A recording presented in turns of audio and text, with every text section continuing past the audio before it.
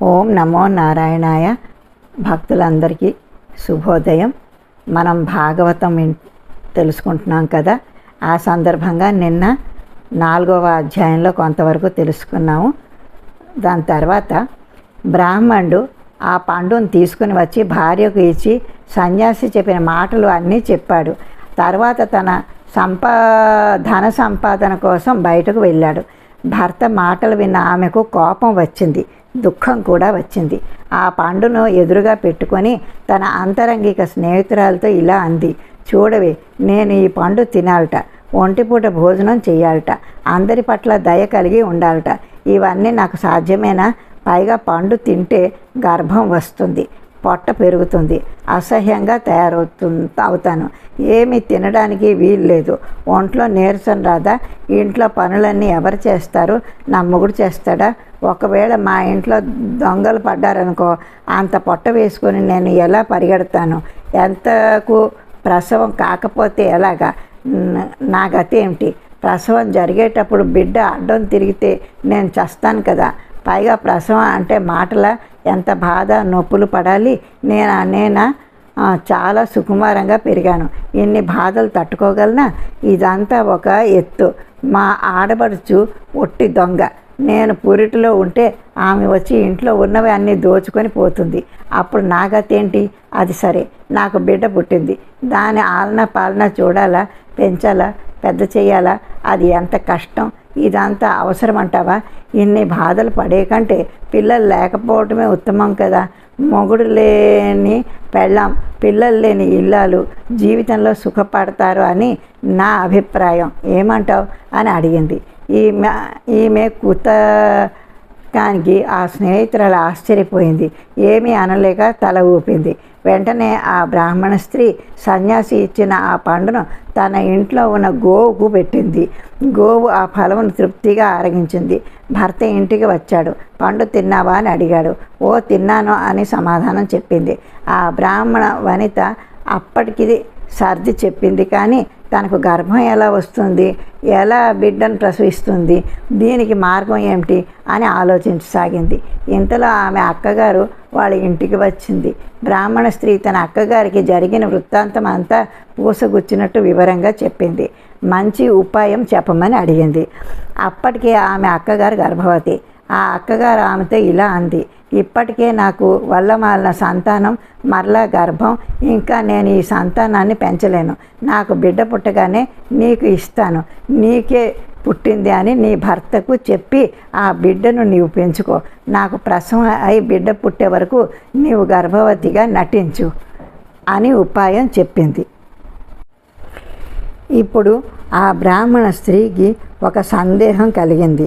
మరి బిడ్డకు పాలు కావాలి కదా, నాకు పాలు రావు కదా, ఎలాగా అంది. దాందేముంది, నీకు సేవలు చేయడానికి నన్ను పిలిపించుకో, నేను వచ్చి రోజు బిడ్డకు పాలిస్తాను అంది ఆమె అక్కగారు. ఆ ప్రకారంగా నిశ్చయించుకున్నారు. బ్రాహ్మణ వనిత తనకు గర్భం వచ్చినట్టు, నెలలు పెరుగుతున్నట్టు నటించసాగింది. పురిటికి అక్కగారి ఇంటికి వెళ్ళింది. ఆమె అక్కగారికి ప్రసవం అయింది. మగపిల్లవాడు కలిగాడు. పురిటిలోని బిడ్డను బ్రాహ్మణ స్త్రీకి ఇచ్చింది. తనకు బిడ్డ పుట్టగానే మరణించాడు అని తన భర్తకు అబద్ధం చెప్పింది.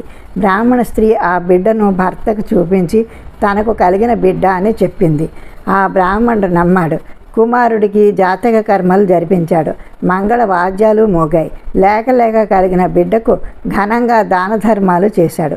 బిడ్డకు పాలు ఇవ్వడానికి అక్కను తన వద్దనే ఉంచుకుంది ఆ బ్రాహ్మణ స్త్రీ. తన కుమారునికి దుందుకారుడు అనే పేరు పెట్టాడు.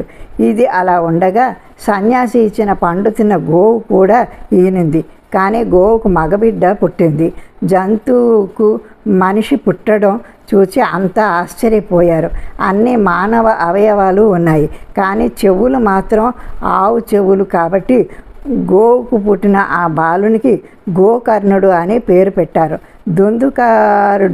గోకర్ణుడు ఆ బ్రాహ్మణుని ఇంట్లో పెరుగుతున్నాడు. గోకర్ణుడు సకల శాస్త్రములు చదివి పండితుడు అయ్యాడు. దుందుకారుడు చెడు అలవాట్లకు బానిసాయి పరమ దుర్మార్గుడు అయ్యాడు. వాడికి స్నానము, శౌచము మొదలగు బ్రాహ్మణులకు ఉచితమైన లక్షణములు ఒక్కటి కూడా లేవు. పైగా కోపం ఎక్కువ. డబ్బు కోసం శవాలు కూడా మోసేవాడు, ఇతరులను దోచుకునేవాడు, కత్తులు ధనుర్బాణాలను ధరించేవాడు, ఇతరులను భయపెట్టి బాధించేవాడు, జంతువులను వేటాడేవాడు, మాంసము తినేవాడు, వేశ్యల వలలో చిక్కుకొని తండ్రి కష్టపడి సంపాదించి కూడబెట్టిన ఆస్తి అంతా సర్వనాశనం చేశాడు. తల్లిని తండ్రిని కొట్టి ఇంట్లో ఉన్న వస్తువులన్నీ ఎత్తుకుని పోయి అమ్ముకునేవాడు. అప్పుడు ఆ బ్రాహ్మణుడికి తెలిసి వచ్చింది, ఇటువంటి పరమ దుర్మార్గులు ఆయన బిడ్డలు పుట్టే కంటే సంతానం లేకపోవడమే మేలు అని అనుకున్నాడు. ఇప్పుడు నేను నా భార్య ఎక్కడికి పోవాలి, ఏం చేయాలి, ఎలా బతకాలి, నాకు చావు తప్ప మరో మార్గం లేదు అని అనుకున్నాడు. ఆ సమయంలో గోకర్ణుడు ఆ బ్రాహ్మణునకు ఈ ప్రకారంగా హితోపదేశం చేశాడు. తండ్రి, మీరు చింతించవలదు. ఈ సంసారమే సారం లేనిది. సంసారము దుఃఖమయము. ప్రాపంచిక విషయముల మీలో మోహాన్ని కలిగిస్తాయి. అయినా ఈ కుమారుడు ఎవరు? ఈ ధనం ఎవరిది? మీరు పుట్టక ముందు వీరు లేరు కదా, మధ్యలో వచ్చారు, మధ్యలో పోతారు. దీనికి చింతించడం దేనికి? కోరికలు లేనివాడు నిరంతరం సుఖము పొందుతాడు. చక్రవర్తి కూడా కంటి నిండా నిద్రపోడు, వాడికి సుఖం లేదు. కేవలం విరక్తి కలవాడు మాత్రమే సుఖంగా జీవిస్తాడు. కాబట్టి మీరు ఇతడు నా కుమారుడు అనే భావన వదిలిపెట్టండి. అప్పుడు వాడు ఎలా ఉన్నా మీకు చింత లేదు. ఈ శరీరం నశించేదే, కాబట్టి శరీరం మీద అభిమానం వదిలిపెట్టి వనములకు వెళ్ళి తపస్సు చేసుకోండి అని చెప్పాడు గోకర్ణుడు. ఆ బ్రాహ్మణునకు జ్ఞానోదయం కలిగింది. కుమార, నేను మూర్ఖుడను.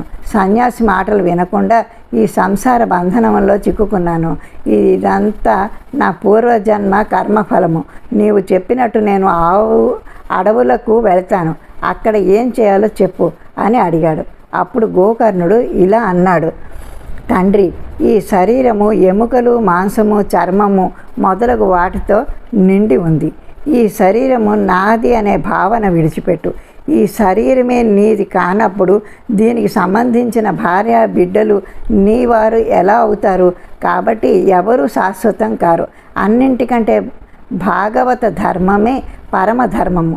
ఇతర ధర్మములను విడిచిపెట్టు. భాగవత ధర్మమును ఆశ్రయించు. ధనమును, దాని వలన కలిగే భోగాలను విడిచిపెట్టు. సత్సాంగత్యంలో గడుపు. సాధువులను సేవించు. ఎల్లప్పుడూ భగవంతుడి గురించి చింతించు. భాగవతమును పఠించు. అందలి రసమును ఆస్వాదించు అని హితబోధ చేశాడు గోకర్ణుడు. గోకర్ణుని మాటలు ఆ బ్రాహ్మణుని చెవుల్లో అమృతం పోసినట్టు అయింది. వెంటనే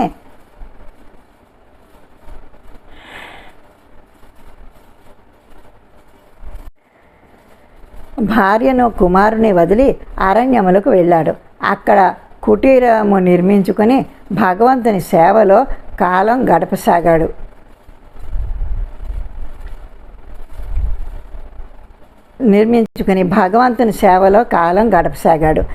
భాగవతములో దశమస్కందము చదవసాగాడు. తుదకు కృష్ణునిలో ఐక్యం అయ్యాడు అని సూత పౌరాణికుడు సౌనకాది మహామునులకు వినిపించాడు. పద్మపురాణం ఉత్తరాఖండము భాగవత మహాత్మ్యం 4వ అధ్యాయం సంపూర్ణం. ఓం తత్సత్, ఓం తత్సత్, ఓం తత్సత్. ఓం నమో నారాయణాయ.